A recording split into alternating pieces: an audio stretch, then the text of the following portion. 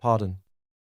In everyday conversation, you might use the word pardon to apologize or ask someone to repeat themselves. In criminal law, however, it represents a powerful act of official state forgiveness.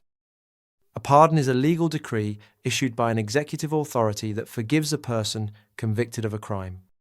It is also known as executive clemency or the prerogative of mercy.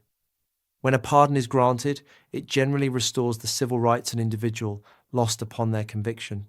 This allows them to regain the legal ability to vote, serve on a jury, and hold public office. Across the US, the UK, Europe, and Australia, this power is reserved for top officials, like a president or monarch. It is typically granted to correct a miscarriage of justice or to recognise exemplary rehabilitation after a sentence is served.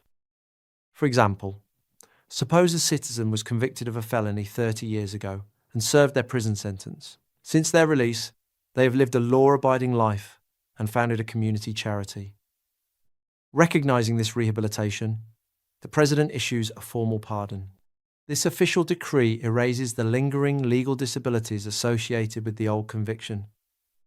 The citizen can now exercise all fundamental democratic rights, free from the burdens of their past record